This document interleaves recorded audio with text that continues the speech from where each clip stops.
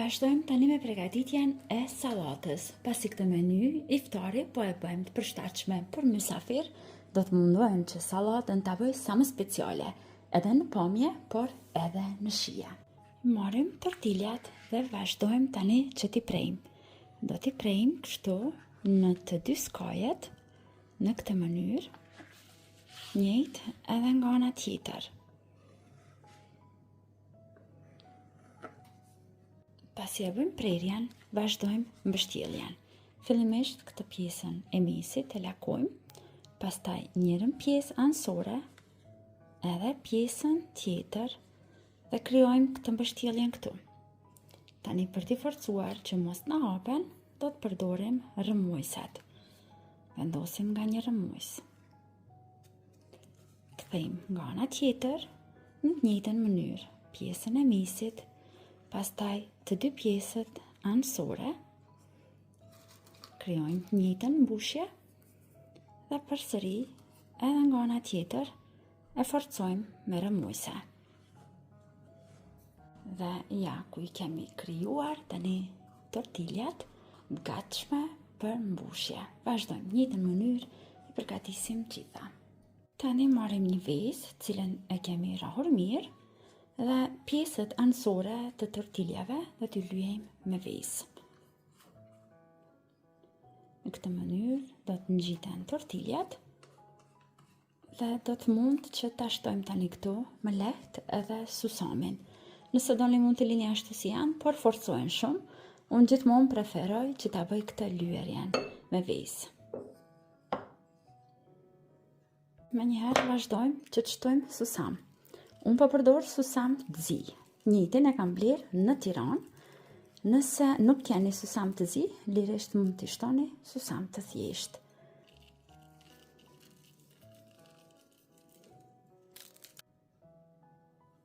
Pasi kemi përgatitur të gjitha, i rendisim në tepsi për pjekje dhe vazhdojmë që t'i pjekim. Fura është e parangruhur mirë në 250 gradë, do t'i pjekim vetëm për 10 minuta. Sa ta ruajmë formën tortiljet, mos i thoni shumë.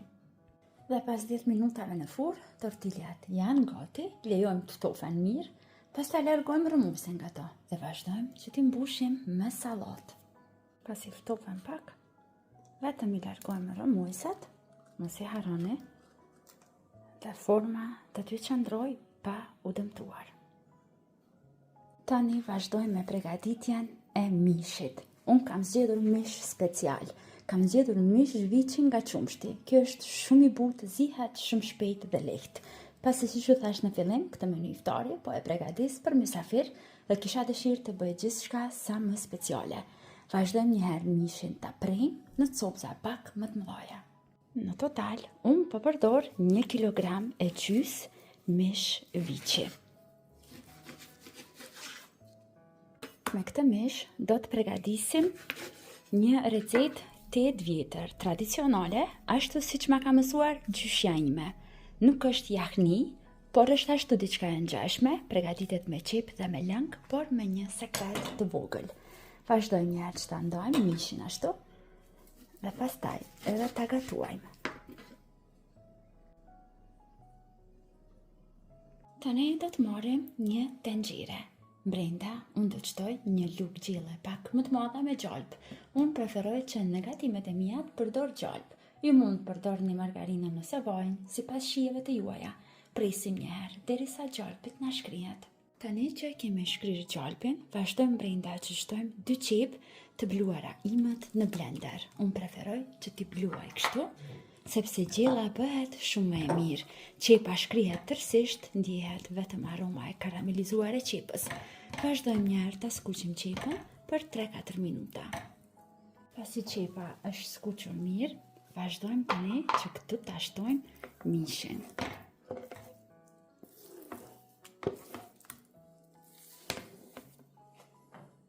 Vazhdojmë tani që ta skuqim edhe mishin bashkë me qepën edhe për disa minuta, derisa copët e mishit të marrin një ngjyrë të bukur. Pasi e skuqim për disa minuta edhe mishin bashkë me qepën, tani vazhdojmë që ta shtojmë piperin e kuq.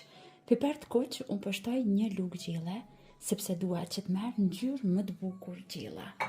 Shtojmë edhe kryp dhe hudër, por hudrën unë preferoj që ta përdor në pluhur.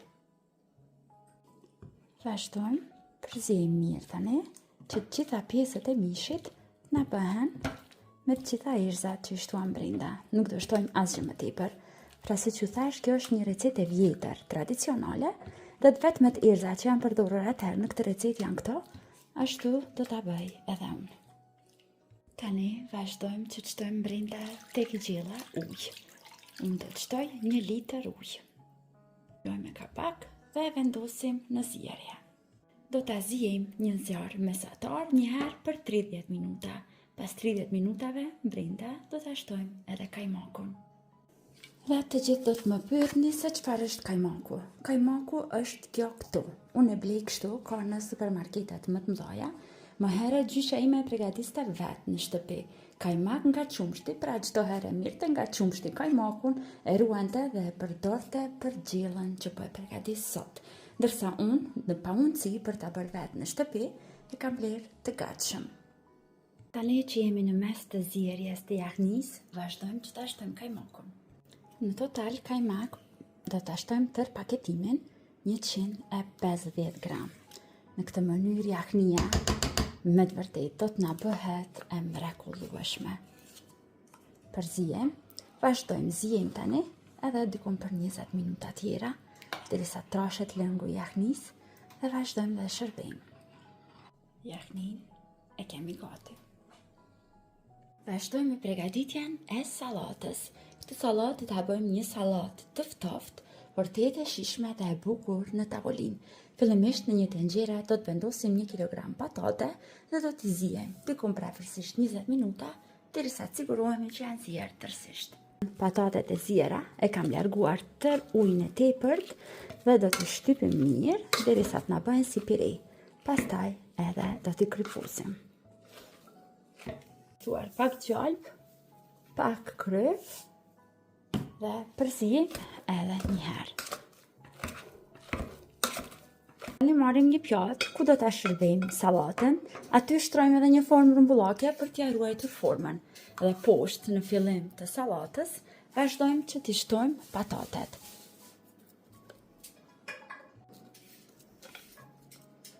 Shtojmë dhe i shtypim mirë patatet që të sigurohemi që do të na dele barabartë në të gjitha anët sallata. Vazhdojmë me pjesën e dytë të sallatës. Në një tigan kam bërë merinde 500 gram karota. Si për karotave, shtojmë një gotë qaj, 100 ml me vaj. Vazhdojmë dhe i fërgojmë karotat në zjarr mesatar për 5 deri në 7 minuta, derisa të zbuten mirë dhe të marrin një ngjyrë pak më portokalle. Dhe pas dikum 5-6 minutave, karotat janë fërguar mjaftueshëm, i largojmë nga zjarri. Tek karotat e nxehta do të shtojmë salcë kosi, shmand, ajk ose pavllak. Do të shtojmë dikum për afërsisht 300 gram, sepse duan që të na mbetet më kremoze sallata. Edhe e kryposim dikum për afërsisht 2 lugë të mesme me kryp. Vazhdojmë dhe përzijmë mirë tani që të na lidhen dhe të na bëhen bashkë në gjitha produktet. Tani, si për patateve, vazhdojmë që ta shtojmë krem sallatën me karota.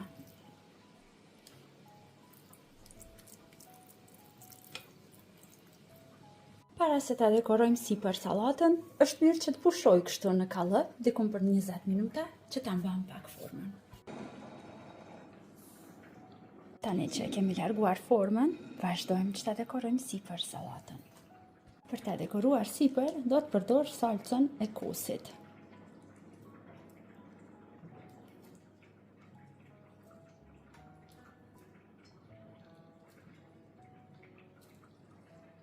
Pak edhe në mes.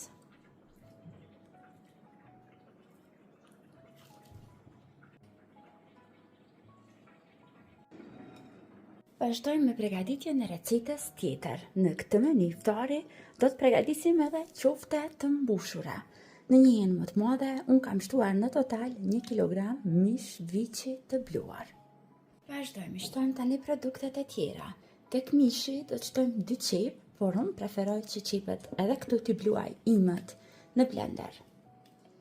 Shtojmë 5 lugë gjile, dërmia buke, 1 vezë, sipas shijeve, unë përshtoj 2 lugë të mesme. 2 lugë të mesme me piper të kuq, hudër në pluhur dhe piper të zi. Tani vazhdojmë që ta përzijim mirë dhe ta ngjeshim mirë. Sa më ngjatë ngjeshim, aq më të mira na dalin qoftat. Mishin e kemi gati, tani vazhdojmë që t'ja japim formën dhe marrim direkt një tepsi këtu afër vetes ku shtrojmë pak vaj. Nga mishi që përgatitëm, marrim në duar, edhe duart i kam bërë me vaj, që të mund t'ja japim më mirë formën. Njëherë ja japim këtë formën e mirë të lëmuar rrumbullake, pastaj me gishta vazhdojmë që ta hapim në mes për ta bërë të përshtatshme për mbushje, duke hapur, duke I lëmuar pjesët anësore. Vazhdojmë tani që ta përgatisim mbushjen. Në një tigan kam shtuar pak vaj dhe aty do të shtojmë 300 gram këpurdha të konservuara, por edhe këto I kam bluar në blender. Skuqim për 3-4 minuta. Pasi kemi fërguar këpurdhat I largojmë nga zjarri. Këpurdhat vazhdojmë dhe shtojmë 1 lugë gjille me krem djathi. Përzijim tani derisa dhe kremi I djathit të shkrihet te këpurdhat. Krypën do ta kontrolloni, sepse këto të konservuarat vetëse janë pak të krypura dhe do t'i shtoni sipas shijeve. Unë nuk do t'i shtoj kryp. Vazhdojmë tani që t'i mbushim qoftet. Tani se cilën qofte brenda e mbushim me këpurdha dhe krem djathi.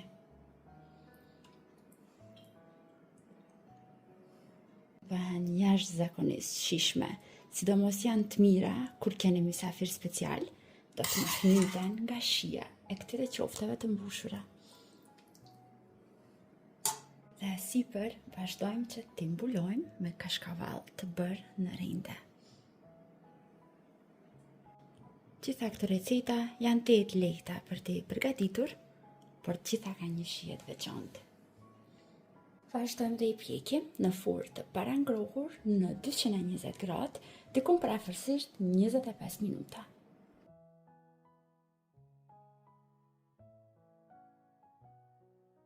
Vazhdojmë tani që t'i përgatisim kofshat e pulës. Unë po përdor kofsha pule të mëdha. Nga këto, dhe në total po përdor 6 copë. Me një thikë të sprehtë, vazhdojmë bëjmë vija në kofshat e pulës.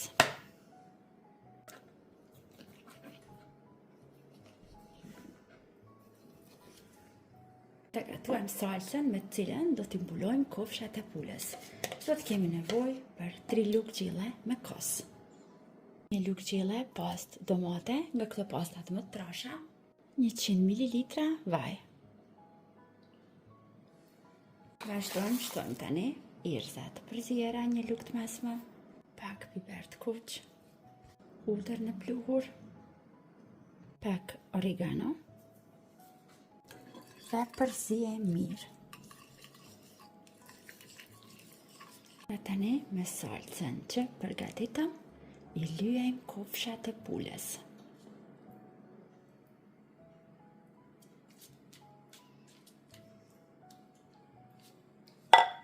Vazhdojmë tani dhe I pjekim në furrë të parangrohur në 250 gradë, diku për afërsisht 35 deri në 40 minuta, për gjithmonë duke I kontrolluar.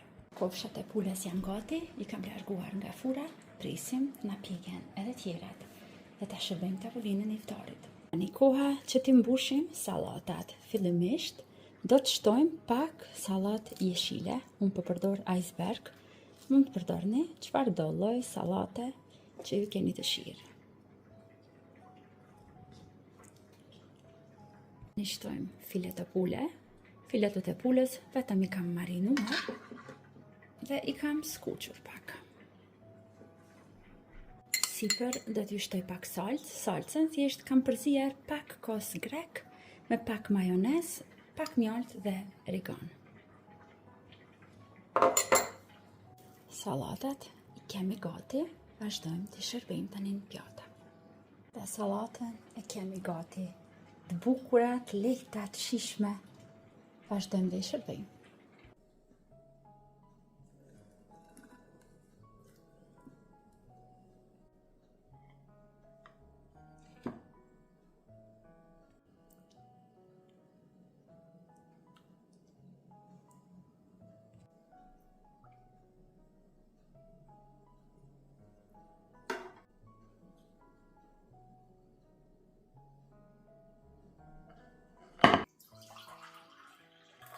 Ju dëshiroj agjërim të lehtë dhe të pranuar.